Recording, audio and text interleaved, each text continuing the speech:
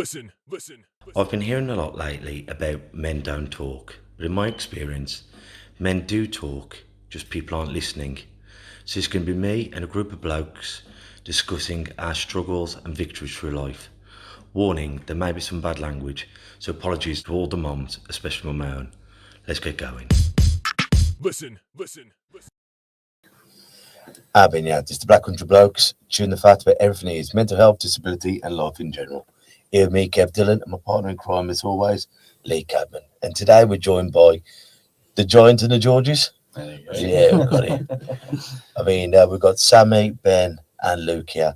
I've known Sam many years. He's boxed me for many, many years. MC Sammy. Yeah, that's it. We'll be fighting in 3 weeks on our next home show. Tickets are now available, by the way. The 17th of March, St. Patrick's Day. But before we go into the music and their story, we're going to go into a gratitude list.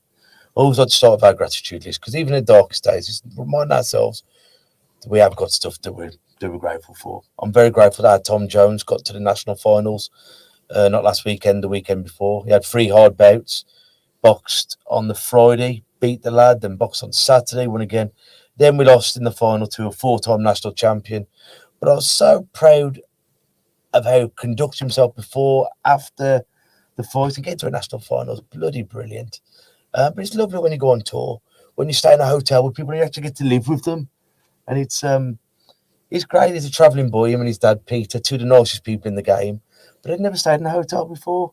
And I love that saying, when was the last time you did something for the first time? And when you see someone do something for the first time, it's wonderful because it's a great feeling, isn't it? When you see them do something, all you can eat buffet breakfast, and I don't know, even like going on an escalator in the supermarket, never been down an escalator before. And these soft things that you go, well, I've done it a million times. When you see someone doing it for the first time, you're thinking, hey, spectacular. And then to get to a national final, it was brilliant. And obviously, Mum, Dad, Josh were with us and just having a good weekend. Long weekend, because weigh-in's 8 o'clock in the morning. Boxing starts at 11:30 and we weren't on until 5 o'clock in the evening. Long weekend, but a good weekend. One I'm very grateful for. How about you, bro? What are you grateful for? My health. I was ill last week. That's what I'm doing. Yeah, because I was ill last week, so we had to cancel the podcast, and I just felt crap all week, and to come here today and feel a lot better. Yeah, I'm just grateful for my health. It is so. I say that when you feel poorly, it's not until you feel poorly you realise how great it is to feel well, isn't it? Mm. When you're lying there thinking, well, it is, isn't it? There's that old thing. A healthy man wishes for a million things. A poorly man only wishes for one. And it's like, when your mom's poorly, your partner's poorly, your child's poorly, it's funny how few things we actually wish for. It's just you wish for that person to be better, isn't it? Sammy, what are you grateful for? I think a bit generic, but my family and friends, especially over the past few weeks. I turned 30. Looking well for it. And I didn't turn 30 gracefully. I celebrated in style, a lot of alcohol. But I still feel young. So I'm grateful for everyone who came around. We had a few shindigs and it was just a good time. Yeah. How about you, Luke? Well, to be fair, I've recently joined boxing with Sam. I've been twice now.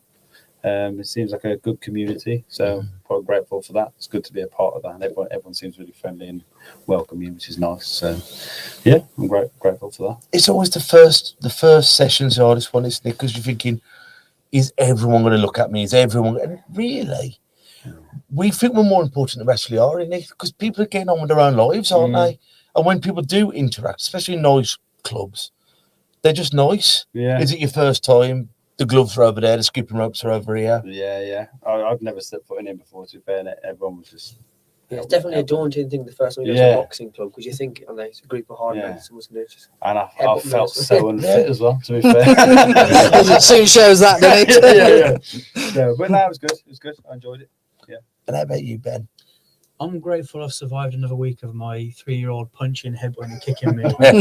I mean, I've come back I did to do some martial arts again, some combat, but I'm kept on my toes by my little one. So yeah, I'm just hanging in there. Keep trying.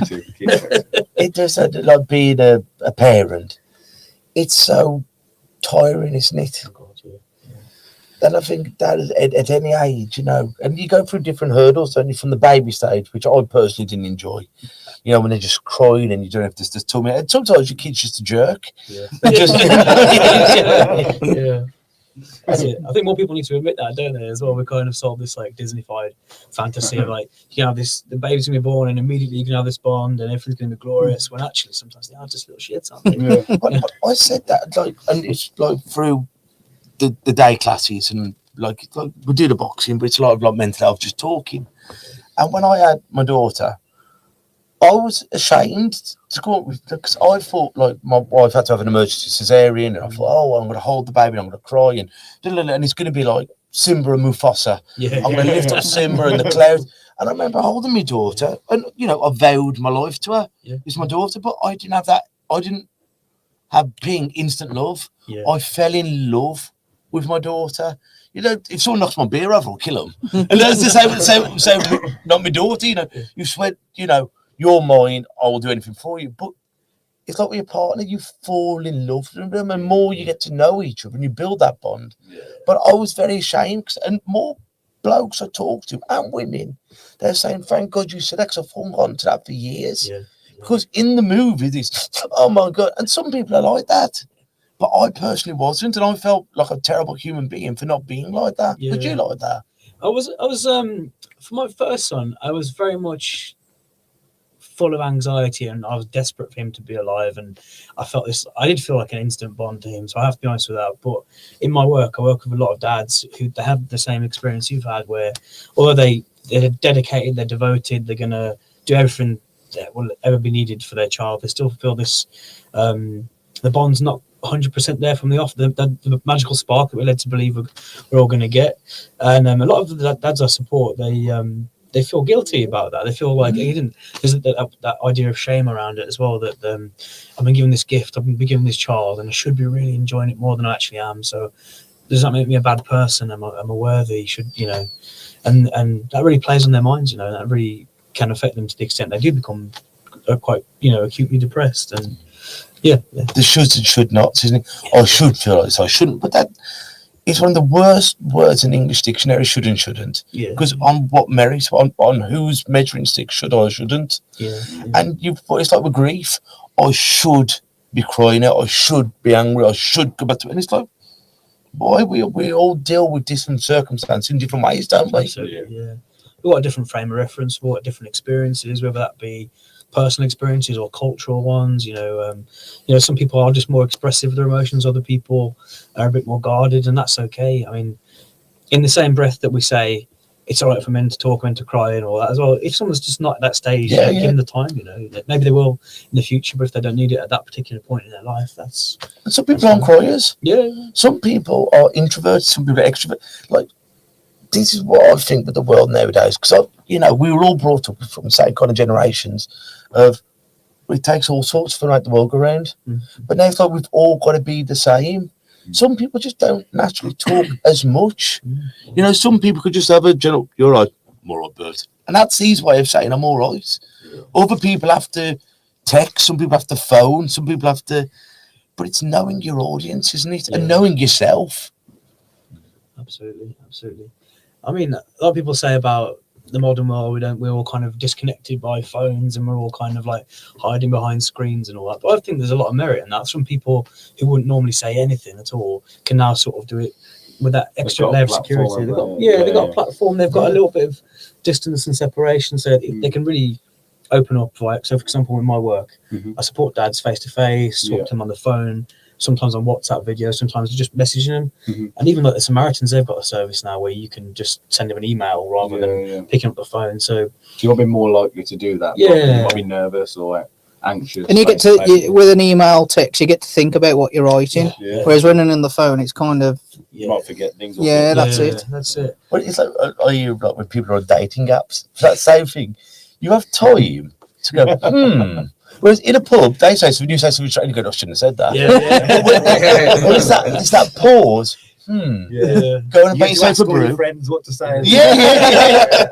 But that does some people the world of good, doesn't it? Because some people are, like myself, I talk as I'm very emotional off my cuff.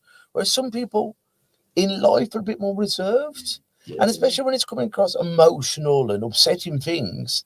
So sometimes being able to put down the pen or press pause, go for a wee or have a cigarette or have a brew, as long as you're communicating what suits you, that's better, isn't it? That's it, absolutely. It's giving people more options, isn't it? You know, ultimately. I think that works on the other side of the email as well. If someone's, let's say, if someone's emailing saying I'm depressed, I'm that. If you've got to answer that question straight away, of not answer the, but if you've got to give advice or pinpoint them, if you're talking, you don't have a lot of time, and you can say the wrong thing. Whereas again, if it's come through an email, you can reply and take your time and hopefully give better advice or whatever you're looking to do. That's a really good point, because like a lot of the times, with all the good intent in the world, like sometimes someone will say it's something that's quite automatic, and it's not always the best thing. Like, for example, oh, but look on the bright side, you've got this, that, or the other. Exactly. And someone goes, oh yeah, I've got all these things, and I still feel bad, so I must be a shit person. Yeah. You mean it well-meaning, but you're just it's kind of you're trying to cheer someone up ultimately. 100%. Yeah. That's what I think. What we do as people, we try and fix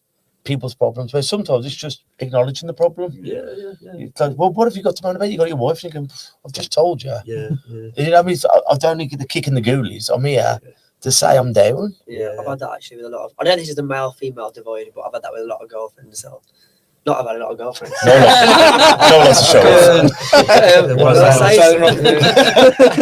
And they'll say something, and I'll try and give you all these solutions. And really, they just want to vent at me. Yeah. That's something that comes up. Sorry to keep harping on about my work. Where do you work? So I work for a charity called Acacia, which Acacia, ACACIA, and they support families going through postnatal depression, postnatal anxiety. So my specific role is supporting dads. Brilliant. So it's dads who are themselves going through like postnatal depression, postnatal anxiety, or dads where the mum's got it as well. And so the stats are that 1 in 10 dads will have experienced poor mental health when they become a father for the first time, and that statistic jumps to 1 in 5 when the mum's got it, like some form of like whether that be like depression, postnatal anxiety, or postpartum psychosis. So often a lot of conversations I have with dads are about that breakdown in communication, how you can support your wife. And what comes up quite a lot is what you said, that as blokes, typically, you know, we are solutions based. Like if someone says, I've got a problem, you go, oh, bang, there you are, there's the answer. And a lot of the time people do just, and it goes for blokes as well, people do just want to vent and get it out and be heard and be validated as well. So, you know, often it's, you know, I've done it all the time. My missus, she's got, you know, and it goes both ways as well, I'd admit, you know. I just want to vent, get it out what she wants to vent, and then one of us be like, oh, well, here's the solution, blah blah. And you think, I just want to get it out, you know. So I think we should definitely try to normalize, and again, it sounds really awkward at first, you have to kind of broach the subject gently with your missus, but when one of you's off on one, if you can just say, okay, do you want me to respond with solutions, or do you want me just to hear you out and but don't you find that sometimes it's better when we've talked about this a lot of time, sometimes you can have that conversation with a friend easier than you can with your partner. Because your mate can just go, look, we can go and do X, Y, and Z, or we can do nothing. I think it's when emotion and logic get confused. You and your friend can talk on logic. You'll go, well, we can go and do this. However, we can get arrested. We can do he can break it down with your partner. Like, I'm down. Is it me? Have I done something? You go, no, it's not you. Is there anything I can do? No, I'm just trying to say I'm hurting. But you almost take it as a dig on your relationship, or am I a failure for you hurting? Whereas the mate will just go, oh, shut up, you tit. Have a beer, or, you know what I mean? It's... Yeah. To be fair, my wife just calls me a tit sometimes as well. So. We've grown a pair of them. That's the dad bod, isn't it? That does happen, does it? Like, when you... I don't know if this is true, but like when you become a dad, you get like your testosterone drops, and it never recovers to like pre-parental levels. So dad bod is a real thing. Yeah. Well, that's our excuse for sticking to it. For all the guys that haven't got kids. You've got no excuse. That's it, mate. It's just cushioning for the baby, isn't it? But we'll definitely get you to come back on and talk about that, because it's something. Fatherhood is almost brushed under the carpet, and with the stereotypes, like me being poorly, I've just done the ladies' class downstairs. Is, oh, you've got the man flu. You go, well, I feel poorly. Or when you have a child, it's, oh, you're going to do the nappies. Of course, I'm going to try and do the nappies. I'm a man of the 21st century, and but we're using these horrible stereotypes of men, and we just take it on the chin, don't we? And we're not treated as a parent. We're treated as that bloke who, Yeah. you know what I mean? That's something that comes up a lot of us as well. Is like it's you said, stereotypes, tropes, all these like horrible preconceptions people have about dads, that we are the bumbling idiots, like Homer Simpson or whatever, as funny as he is. Yeah. But yeah, all those things like the absent father, the distant father, what no one really talks about good dads, do they really? No. Well, very rarely. I don't think dads are as like celebrated as they should be. And if you are a good dad, we should be. You're a bloody father. Yeah, that Well, should be the norm. Well, that should be the norm. But you're going, but you're the mother. It's throw around words that can leave a lasting damage. Yeah. And that's not being like me on a violin, but it's like we've got our guest coming on next week, and they're going to be talking about this how fatherhood is seen, and there's many different forms of fatherhood. There's the biological father. There's the father who has lost a child. Yeah. There's the father who's no longer in the child's life, either by choice or no choice. There's the surrogate father.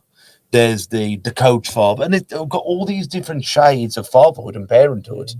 But a lot of it isn't explored. Is the deadbeat dad or the stay-at-home dad? Or, you know what I mean? Let's actually talk about all the brilliant things that dads do. And it's not like I want to parade in my honour. But, good on you, dads. You know what I mean? There's a brilliant TED talk, actually, which I can't stand them, to be honest. People are really academic talking, quite self-indulgently, as I'm doing now, to be fair. Doing it very well, though. But there's a great lady called Dr. Anna Mashin. I think she works at Oxford University or something like that, but she did a great talk about the importance of dads and how, like, we should celebrate dads, and we should celebrate the differences between dads and mums, and that dads have like a really key role to play. And again, it's not about one parent being better than the other. It's about all being part of one big jigsaw puzzle, really, and contributing. Yeah, well, seems to link for that. But isn't that what society is?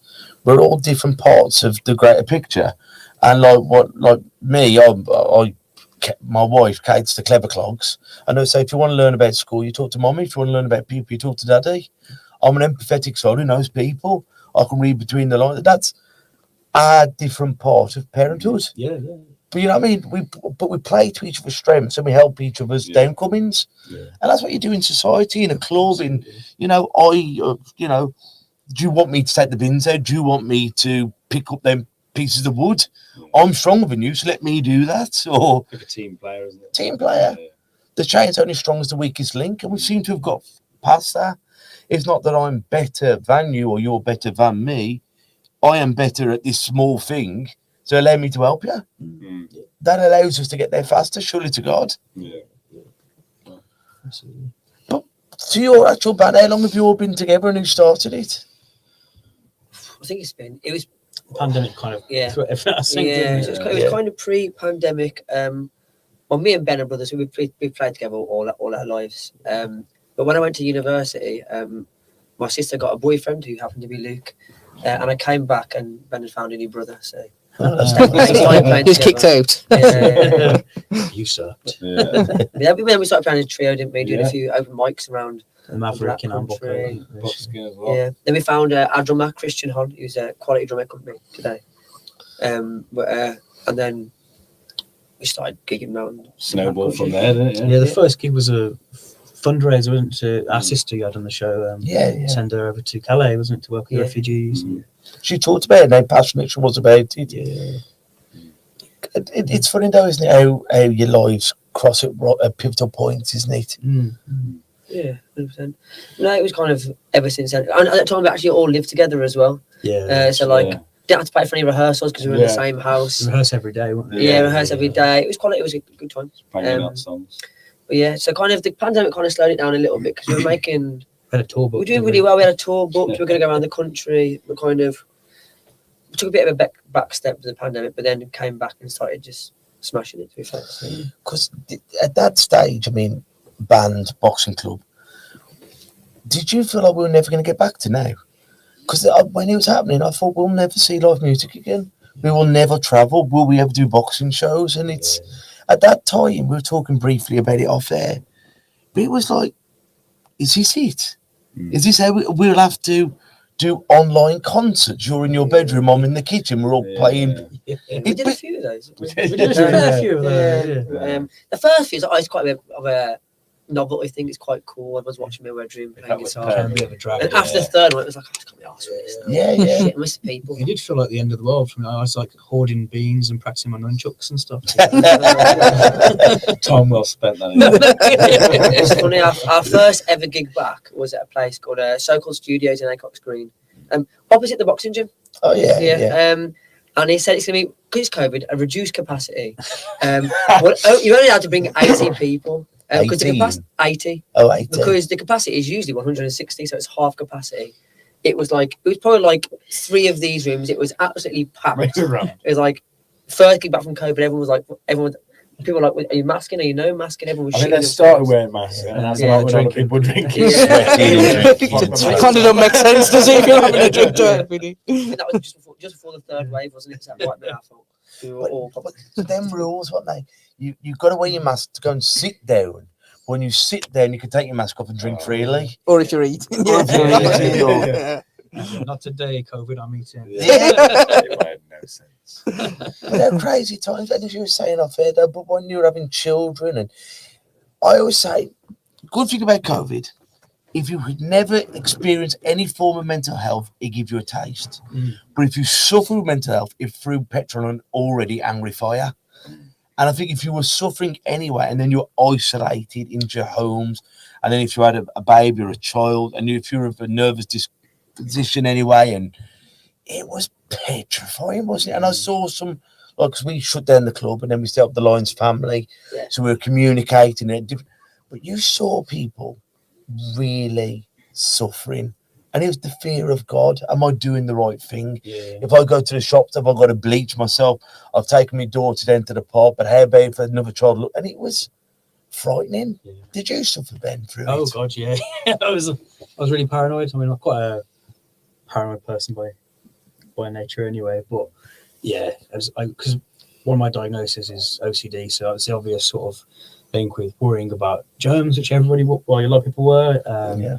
But for me, it felt somewhat amplified. I used to wash my hands till they bled, and you can see it was. You see, Ben, his hands were like, because all the sanitizing is always in your hands, were just like covered in blood, like scabs, and it's like I had syphilis on my hands. Yeah, which you probably could have been. You're doing it for the right reasons, but you go obsessed with it, can't you? Yeah, absolutely. One of Lee's best friends in the world, Steve Ansel, who's been on it, and he explained OCD to me better than anyone ever has. Yeah. And it's not just the light switch, it's not just to clean. It's if I don't turn the light switch on, then the electrical start a fire. Yeah. And if my house sets on fire, what happens to my cats? And then and it's the spirit, because we just think it's a germaphobe. Yeah. Or it's just quirky, quite tidy, but it's if I don't do this series of events, before you know it, his whole family was dead basically. If you didn't switch that light so many times, and you can go further than that as well. Like even be to the extent where people think, okay, if I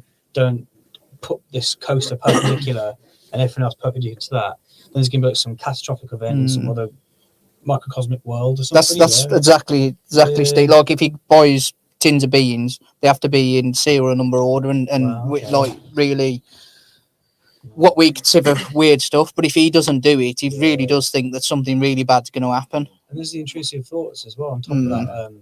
Some people have like really unpleasant thoughts about like harming the family or like, jumping off a building, whatever. And it's the furthest from what they'll ever do. So they're often quite disgusted by those thoughts. And that's one of the bigger things that doesn't get mentioned so much of OCD is the intrusive thoughts. So like, thoughts of like, pushing your nan onto a train track or something, This is an example.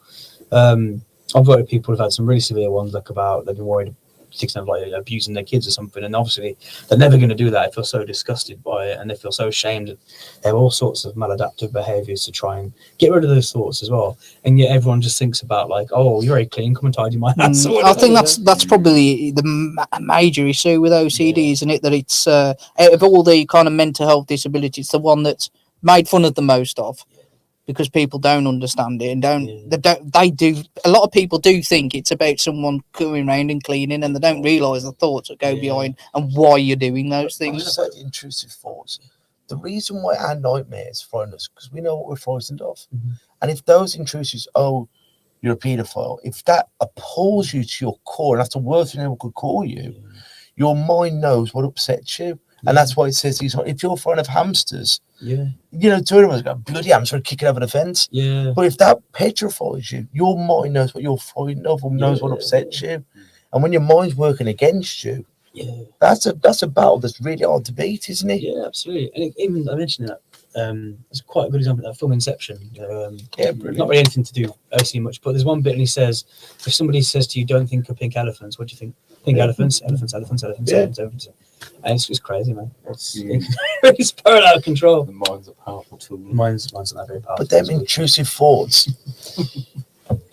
you think things that you'd never say to your partner, but when they're going, and that once again, that's been the guilt, the shame, and the embarrassment, and all these horrible things. Whereas it's not necessarily you that's saying it, it's your nightmare in your head that's just playing while you're awake. It's that horrible daydream nightmare, isn't it? Yeah.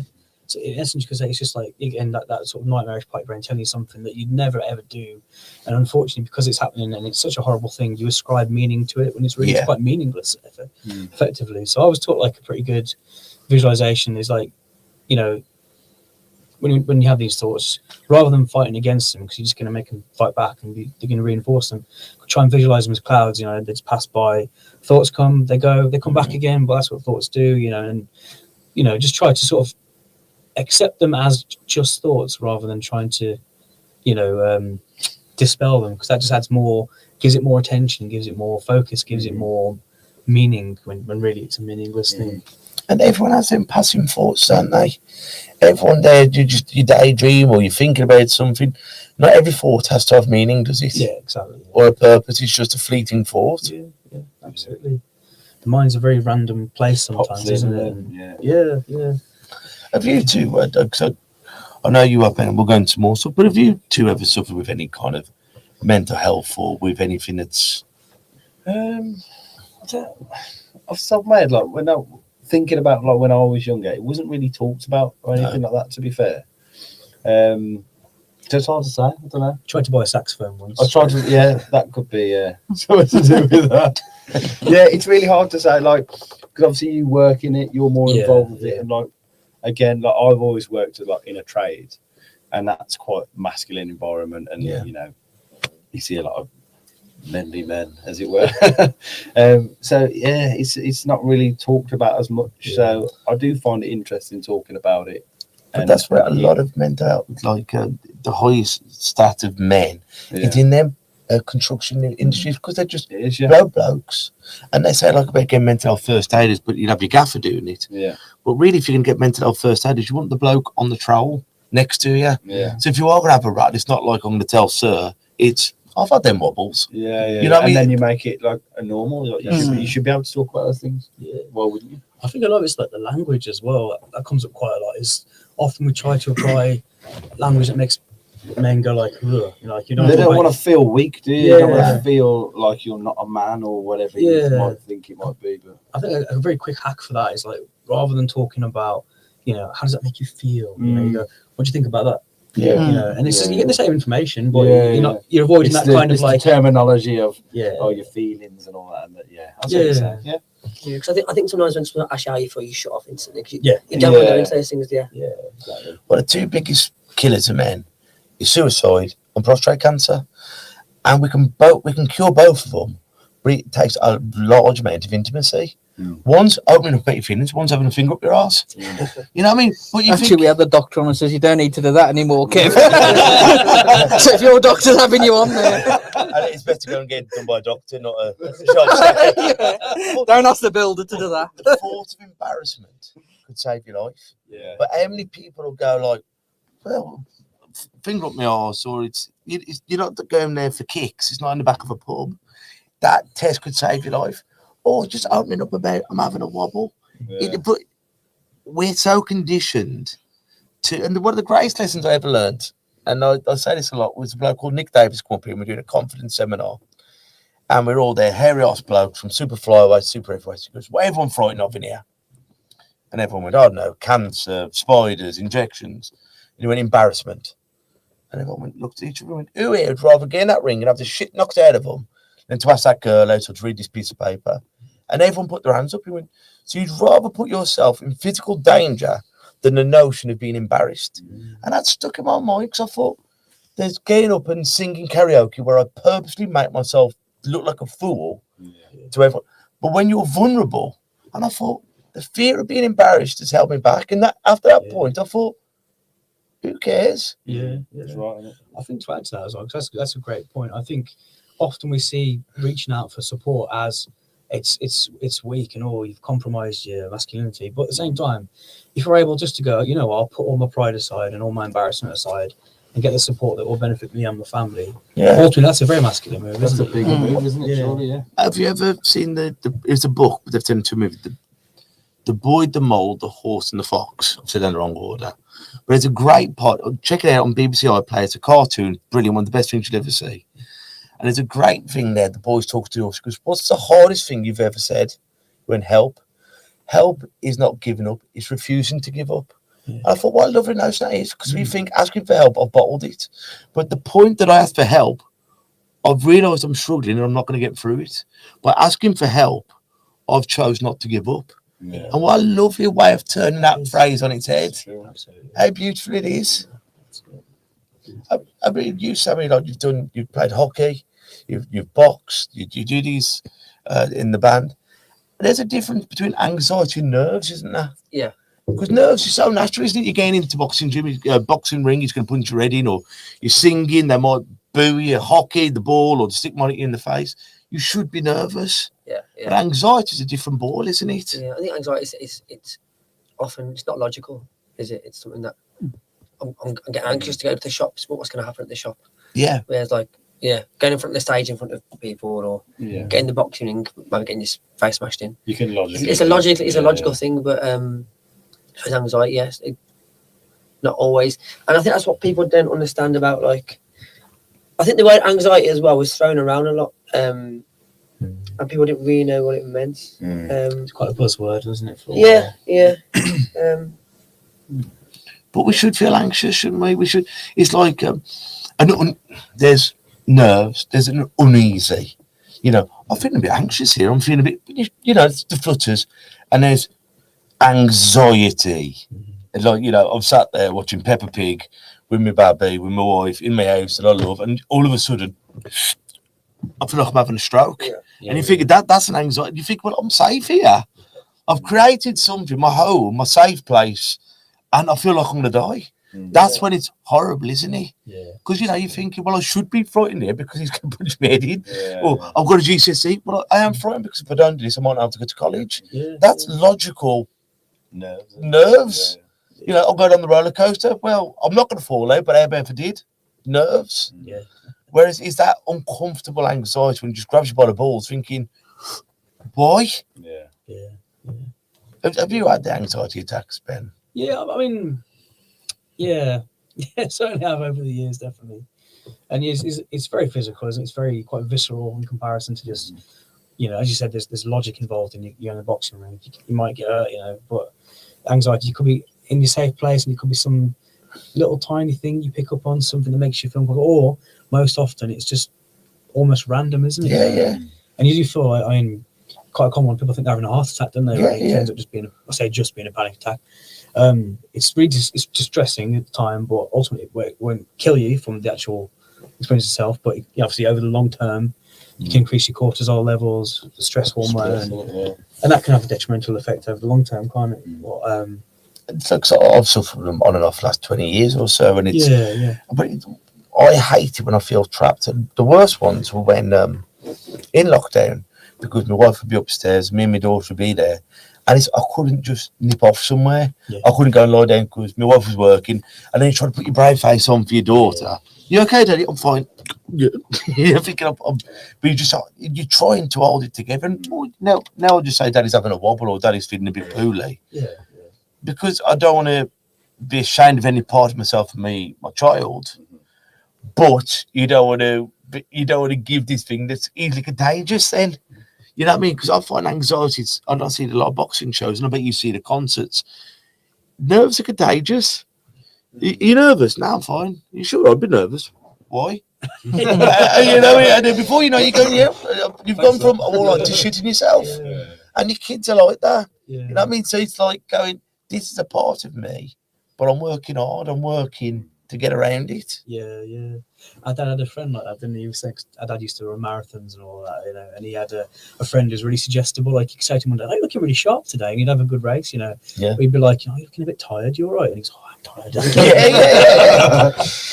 see that in the boxing ring all the time. Yeah. I don't know if you've done it before, but when you're boxing, just duck down and move and watch your opponent do exactly the same as you've just done. Yeah. Yeah, it's kind of mimicking what you're doing. It's the same thing. You're suggesting something in your movements. Yeah. And you don't even realise you're doing it. I'll try that in a few weeks. Yeah, honestly, try it. Try it in sparring.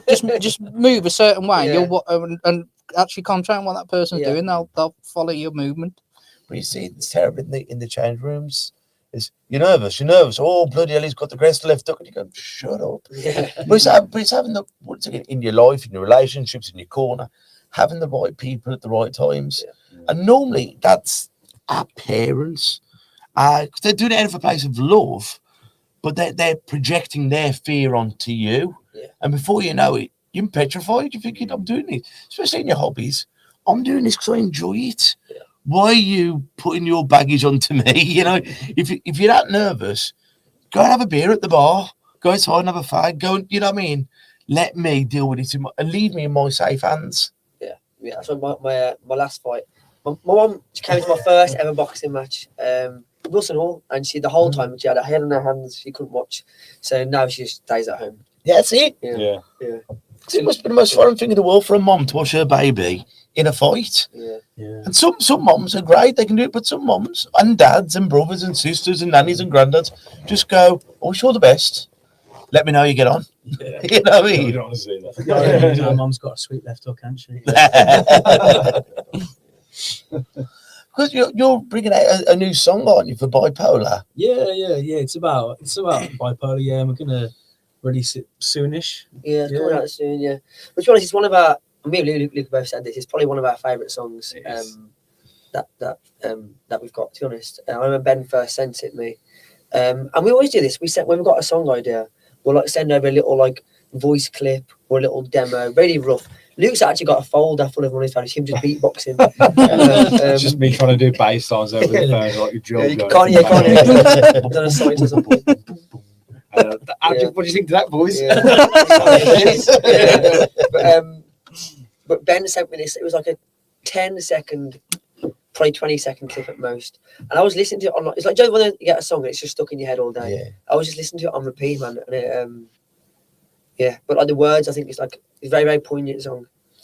Because with the bipolar, you got diagnosed a few years ago, was it, Ben? I was 18 when I got diagnosed. 18. Yeah.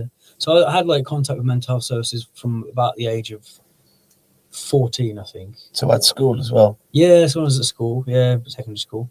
So there's obviously with bipolar, the thing is because some of the experiences is hard to sort of determine. Is it just teenage hormones? Is it teenage hijinks? That kind of thing. But there was like one particular episode when I was 18 all the way at uni. And that's when they decided that they could like discern a pattern in my behaviour and my experiences that they finally would have. Yeah, that's bipolar, So they'd thrown all sorts of diagnoses around. So initially, I was being treated for depression and OCD, which is still equally as valid. And, I still agree with that diagnosis as well. But they'd thrown things out like borderline personality disorder and schizophrenia as well. And then eventually they settled on bipolar, which was it was a relief in a way. A lot of people kind of shy away from the don't label me kind of thing, but actually when you're going through like a really shit time for like years, and you kind of think, it's all me, I'm a bad person, the reason I'm acting this way, the reason I'm self-medicating, the reason I'm getting into all sorts of like difficult situations, it's not because I'm a bad person, it's because there's an illness that can be treated and I can get through that. So for me, and again, it's a very personal thing. For me, it was a relief to have that, and at least as a starting point to know, okay, this is a group of symptoms, and they'll link in, and this is what would be a good path for recovery. And And that's not to say like I got diagnosed and then straight away I was like, huzzah, it's a miracle. Yeah. It was very much a rough road from there. Could you explain what bipolar is, please? Yeah. So I'll try and explain it as like well as I can. Hopefully I'm not doing a disservice to it. Well, no, in your words, because Yeah. it's your condition. Yeah. Spoke by you. And if anyone out there is like, well, that's your perception of it. Yeah. That's where we get wrong, isn't it? Yeah, People true. flare up on my experience of what I've got. Yeah. Can you tell me that I don't feel like that? Yeah. So, in your words, how would you describe Yeah, it? so in my words, it's very much the sort of, my experience is very much the classic. It was the doctor said it was the classic bipolar experience, which sounds lovely. Textbook. Yeah. So it used to be called manic depression. So you go through, certain types of bipolar where you have periods of real depression followed by a period of mania, and mania is you have some of the common experiences are being full of energy, putting yourself in risky situations, perhaps being overly optimistic, overly positive, to like an extreme level where people can eventually get to a stage where they become delusional. You can feel delusional in a depressive stage or a manic stage. For me, it was feeling, I'm a rock star, I know I'm the best musician in the world and all that. And that was great. That's a good feeling. Sometimes it's really positive as well. You can be quite creative with it. You can write some amazing tunes, make some great connections with people.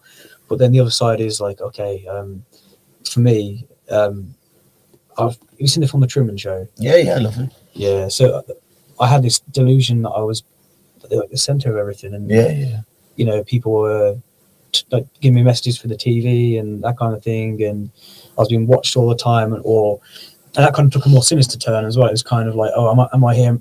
Is my life like an experiment to see how people react to certain stimuli, certain situations? And it got really kind of abstract and quite surreal, really. I had something very similar to that when I was smoking cannabis. I went like that because my eyes are so bad. And I was thinking, well, I'd be the perfect person to do this because I wouldn't see the cameras right in front. But once you get down, it sounds ludicrous now, but once you're down that rabbit hole, you're thinking, well, who can you trust? And everyone's saying, no, don't be soft. But obviously that's what they'd say. Yeah, exactly. Yeah. And before you know it, you're thinking, it's tough, isn't it? Yeah, it was. And all sorts of like other paranoias that fed into it as well. Like when I was 12, I was walking back from school, I went to Pensnet school, walking back through Brockmore, I got randomly shot with an air rifle by somebody. So for the parts of my life where I've like seen like air rifle, guns and things coming out of windows and stuff like that, So some of it's kind of like based on life experience that's like informed my worldview, and other parts of it's just random shite, basically, But as I said, there are some good points as well, like feeling able to spend a lot of energy on writing music and just enjoying life when it's going well, but inevitably there's a crash as well. Well, I've talked to different people, and they said the manic stage was more dangerous than the depression because in my friend's scenario, because when I'm really depressed, Kev, I'm that depressed I can't even be asked to kill myself. Yeah. He says when I'm manic, I'll get myself to tens of thousands of pounds worth of debt, or I'm being that fearless that I could potentially do something bonkers. He says, but obviously the manic, you feel great, but you're acting very, extreme. Yeah. Whereas the depression is horrible. Yeah. I won't go in the shower because the water hurts me. I can't go up the city, but quite frankly, I'm just there. I'm not going to do nothing. Yeah. I think going to the manic side of things as well, one of the things that can tip from mania into into psychosis or even back into depression is you're often so full of enthusiasm. Like, oh, this is great. Everything's perfect. This is brilliant. And then you think, hang on, why is nobody else as enthusiastic as me? Why is there something going on? Is there something wrong? Is this a trick? Am I being watched? And then that's when the paranoia creeps in as well. So mania, on paper, it sounds great. And as I've said, there are some times when you're really riding high and it's like, everything's great. You've got the serotonin boosting for your body and all that. And then all of a sudden, you kind of become really self-aware. Like, hang on, nobody else is enjoying this as much as me. What's the catch, But with the self-awareness, like my friend explained this to me as well, he goes, but sometimes, Kev, like, you're very happy, and he goes, but is that a sign of my mania, my manic, or is it I'm generally happy? And he goes, and sometimes I doubt that I should be that happy, and I'm convinced it's my illness. So you're never sure, should a stereotypical normal person feel it the way that I feel it? And then he kind of ciphers his happy and his sad. Yeah, and you get that self-fulfilling prophecy, don't you, as well? You think, oh, there must be something wrong with me. I shouldn't be this happy. Maybe I should be miserable. Or am I this happy because a sad moment's about to happen? Yeah. It's a weird one, and it is very personal. There are, like, as you said, those we've discussed, these are kind of like the classic symptoms of it as well. There are other, like, so you got two main types. There's bipolar 1, bipolar 2, and there's also like cyclothymia as well, which is more like rapid cycling, they call it. And I've had one of my friends had that. That was quite interesting. So often when people think of bipolar, they think that someone's going to have, like, it kind of gets misinterpreted as like multiple personality disorder or something. Like, one part of you is happy, one part of you is sad. It's still the same person going through it, just at different, different points in life. And classically, some of the episodes, as they call them, can last months. It's not like necessarily one day you're up and the next day you're down. But with cyclothymia, it's a bit more like that. It's a bit of a like rapid cycling kind of experience. And is it like, because once again, been doing this as long as we have and having so many conversations with people, but like there's different forms where you can have like the paranoia isn't just, I think Sam's talking about me, you can hear Sam talking about you, or then you have the visual hallucinations, and it's this kind of stuff isn't talked about enough. And I believe what we need, and we're also trying to get more of it, is people lived experience. So it's not just Dr. Dylan reading from his Freud book, it's having people to talk about it, going, well, look, you're not a weirdo, it's just this happens. And sometimes you might wake up in a field, but this has also happened too. And is that, I think what we need lived experience, but like group sessions don't work for everyone. And then the great thing about nowadays is we've got forums.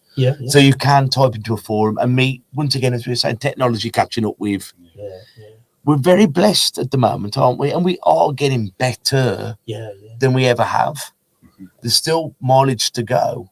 But I think more times that we can have people with your experience, or even like the younger brother and the partner and the mom and dad, who can talk on their side of it. Because like with everything, we talk about your daughter and my mom having me as disabled son and my wife. Sometimes we talk about the poorly person, and we forget about the poorly person's life partners, because they have a completely different side to the story. The loyalty and the respect and the boundaries and everything that they go through is often the untold story, isn't it? That's it. That's true. It's quite on that. It's quite a weird one as well. I think me, Lydia, and mom and dad have all said it, kind of like, because we've known Ben.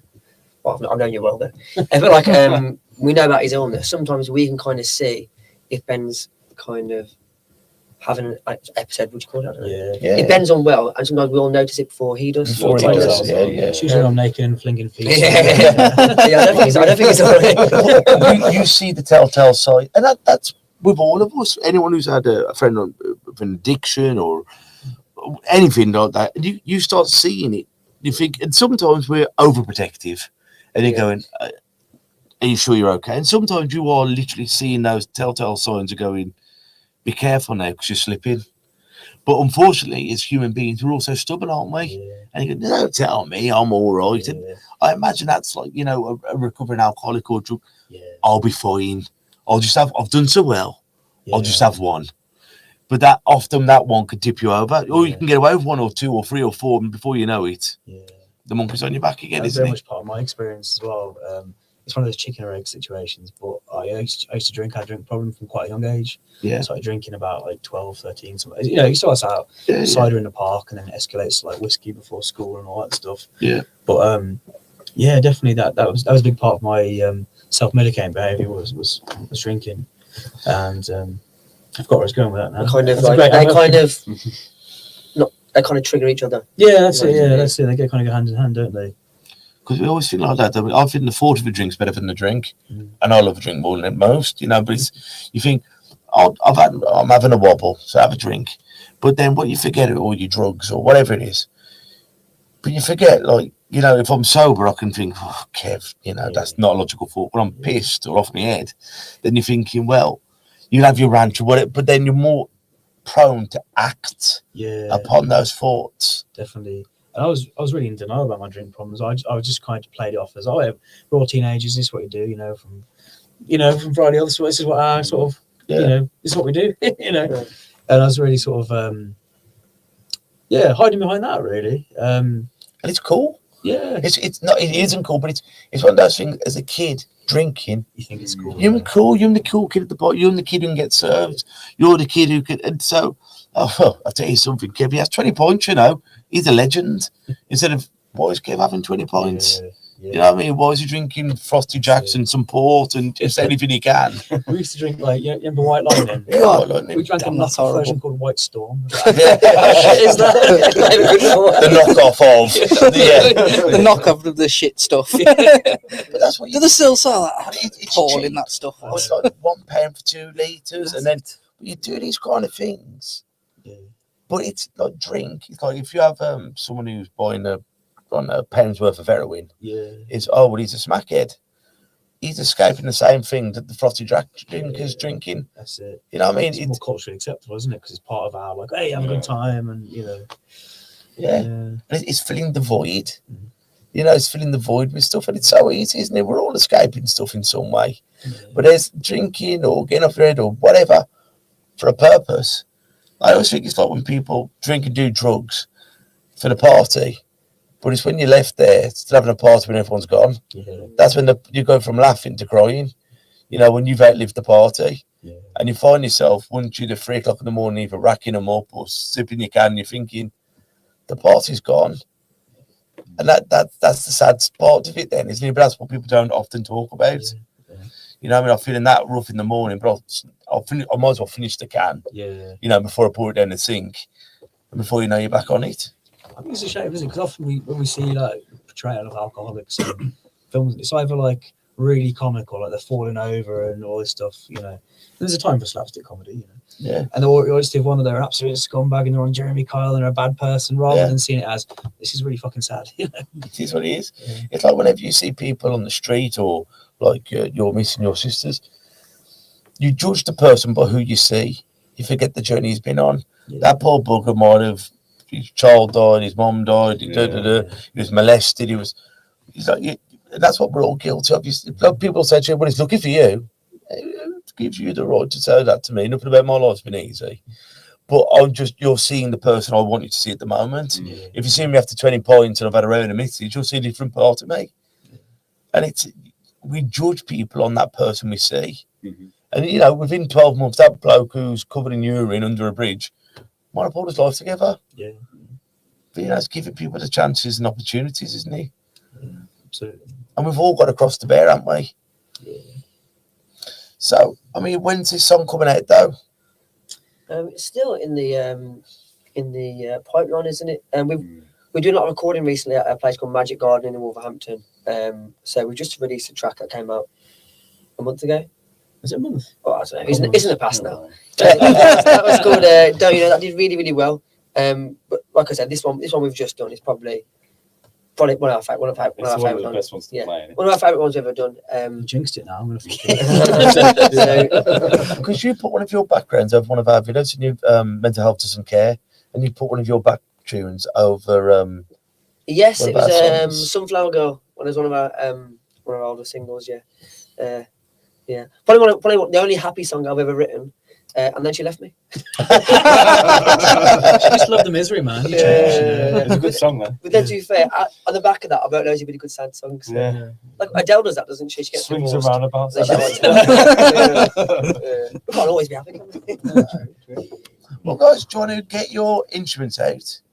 That's it.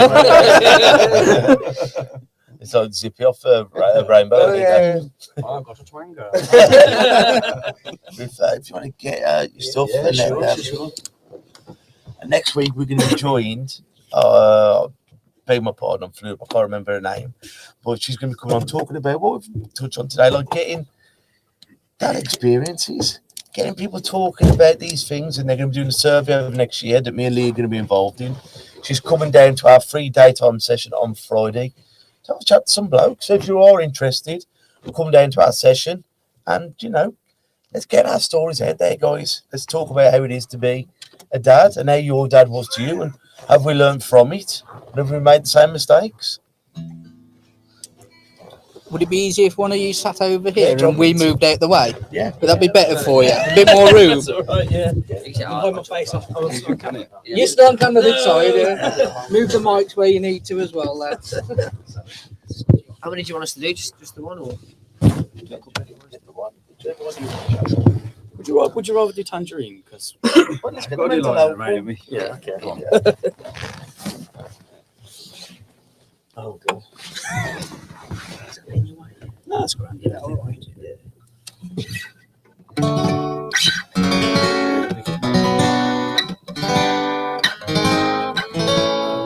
better above the guitar, actually. Good shout. Yeah. He's a brilliant guitarist, but his mouth's more important on this song, I think. Careful what you're promising there, Sam. So it's actually brilliant.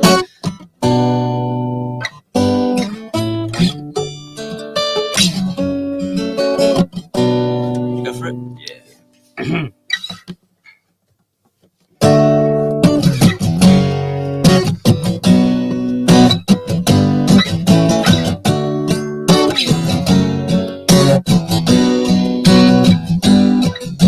I had it like a crossbow in a summer hurricane. I had it like a shotgun, but you sure ain't cut the bane. And now she's taking clothes off in the sunshine and the rain. Whoa, oh, oh, oh, oh, oh, oh, oh. I take this box of lithium just to crucify my pain. I take it to remember, but it just don't feel the same. And now she's waging wars inside two parts of my brain. Whoa, oh, oh, oh, oh, oh, oh, oh, oh.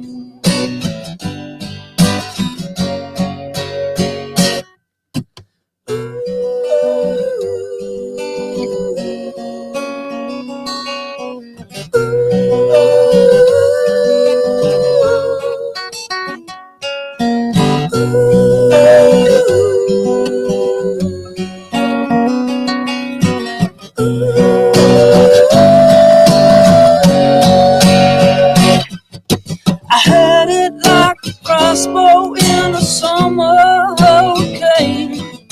I had it like a shotgun, but you sure ain't cut the bane. And now she's taking clothes off in the lightning and the rain. Whoa, oh, oh, oh, oh, oh, oh, oh, oh. The lightning and the rain. The lightning and the rain. The lightning and the rain. The lightning and the rain. That was great, guys. Cheers, man. Put some weird faces down It's all on camera. I can feel my face. No, thank you. That was brilliant. But guys, we're going to end it as we always end it. Has anyone got any quotes or sayings that's helped them get through life? Over to you, Ben. I reckon you've got a few. Well, do you know what? Actually, I was bricking myself because Sam mentioned I'd have to do a quote, and then I realised I had no quote, so I was Googling them as I went through. There were some corkers on there, but I think it was the Hendrix quote. It was when the power of love overcomes the love of power, the world will know peace. Oh, that's lovely. Yeah. Luke. Oh, that's precious. I can't top that. He did a pre-search before he came in. Yeah, he got warned. Most people don't get warned about this. Yeah, that was a good one. Live, laugh, love. Live, laugh, love. No, just generally, just love is a good thing, innit? Just all round. Choose love. I can't, I'm trying to beat you now. Choose love. Sammy. Mine's gonna be from the late great Apollo Creed. There is no tomorrow. Yeah, lovely. Rocky's made it. Rocky's made it. It's one of them. Yeah, Rocky's made Yeah. it. There is no tomorrow. Well, guys, I hope you've all enjoyed it. Until we all see each other next time, when you all to take care of yourselves and each other. Ta-ra a bit. Listen. And that's a wrap for another show. But if there are any comments or messages that you would like us to read out for our next podcast, please be in touch. There are also lots of different organisations at the bottom of this page, and hopefully they can help you or someone you care about. Please share this to spread the word. Until we talk next time, ta-ra a bit. Listen.